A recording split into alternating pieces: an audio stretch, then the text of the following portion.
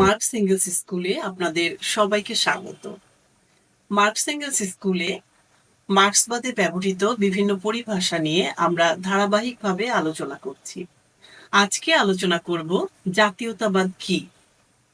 জাতীয়তাবাদ হলো একটি রাজনৈতিক ও সাংস্কৃতিক মতবাদ বা আদর্শ, যা কোনো একটি জাতি বা জনগোষ্ঠীর স্বার্থ, তাদের সংস্কৃতি, পরিচয় ও সার্বভৌমত্বকে সর্বোচ্চ গুরুত্ব দেয়। 1800 শতকে বুর্জোয়া জাগরণের যুগে জাতীয়তাবাদের উত্থান শুরু হয় ইউরোপে, বিশেষ করে 1789 ফরাসি বিপ্লবের মাধ্যমে।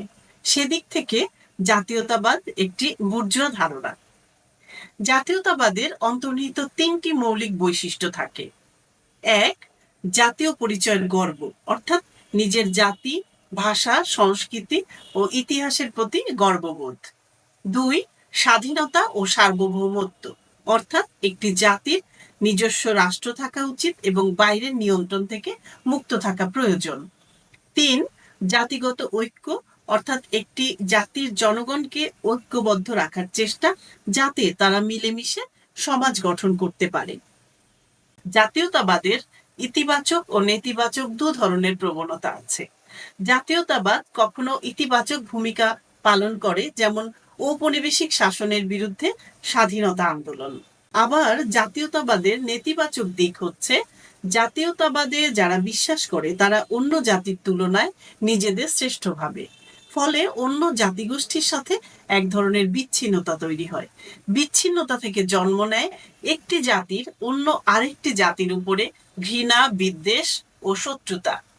এর মাধ্যমে সৃষ্টি হতে পারে জাতিতে জাতিতে বিরোধ, বর্ণবৈষম্য, জাতীয় ও ঔপনিবেশিক নিপীড়নের।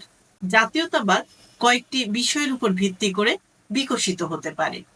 এক, সাংস্কৃতিক জাতীয়তাবাদ। এটি ভাষা, ঐতিহ্য ও সংস্কৃতির উপর ভিত্তি করে গঠিত, যেমন বাংলা ভাষার প্রতি ভালোবাসা ও বাংলা সংস্কৃতি রক্ষার চেতনা সৃষ্ট জাতীয়তাবাদ। দুই, রাজনৈতিক জাতীয়তাবাদ।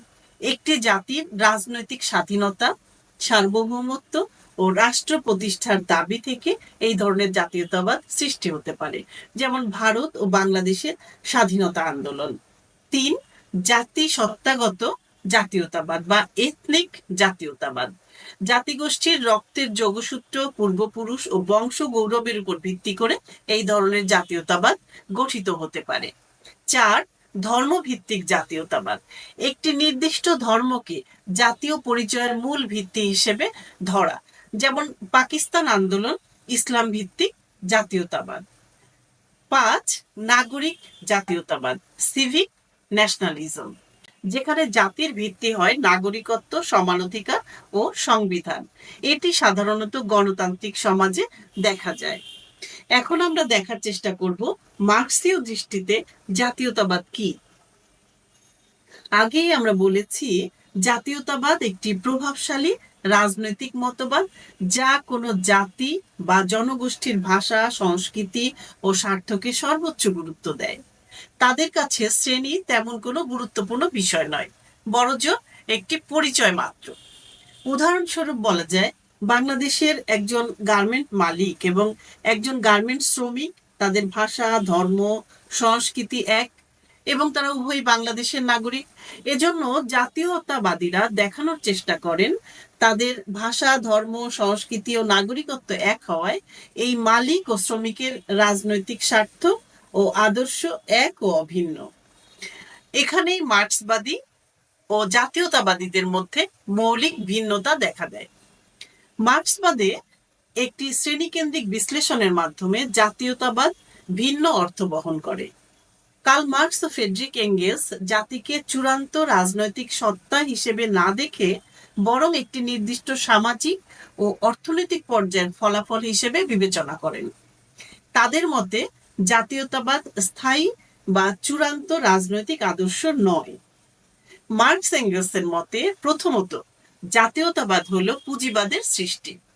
মার্ক্সবাদ অনুযায়ী পুঁজিবাদের বিকাশের একটি পর্যায়ে যখন ব্যবসা বাণিজ্য বা প্রশাসনিক কাজ পরিচালনার জন্য একক বাজার ও একক ভাষার প্রয়োজন ছিল, জাতি ও জাতীয়তাবাদ মূলত তখনই গড়ে ওঠে। দ্বিতীয়ত, মার্ক্সবাদের জাতি বা জাতীয় পরিচয় নয়, বরং শ্রমিক বনাম পুঁজিপতি এই পরিচয়ই প্রধান। শ্রমিক বনাম পুঁজিপতি এই দ্বন্দ্বই মূল। মার্ক্স দেখান পুঁজিপতিরা নিজেদের অর্থনৈতিক স্বার্থ রক্ষার জন্য জাতির ধারণাকে ব্যবহার করে শ্রমিকদের বিভ্রান্ত করেন, যাতে তারা শ্রেণী চেতনা গঠনে ব্যর্থ হয়। মার্ক্সবাদে শ্রেণী সংগ্রামী ইতিহাসের মূল চালিকা শক্তি, কিন্তু জাতীয়তাবাদ জাতিকে সর্বোচ্চ পরিচয় হিসেবে তুলে ধরে, যা শ্রমিক শ্রেণীর সচেতনতা গঠনে প্রতিবন্ধক। একজন শ্রমিকের আসল পরিচয় তার জাতি নয়, বরং সে কোন শ্রেণীর অন্তর্ভুক্ত, এটি মার্ক্সীয় দর্শনের মৌলিক ধারণা। তৃতীয়ত, যেসব জাতি বিদেশি শাসনে ছিল সেখানে জাতীয়তাবাদকে মার্ক্সবাদ আংশিক সমর্থন করেছে জাতীয় মুক্তির লড়াই হিসেবে।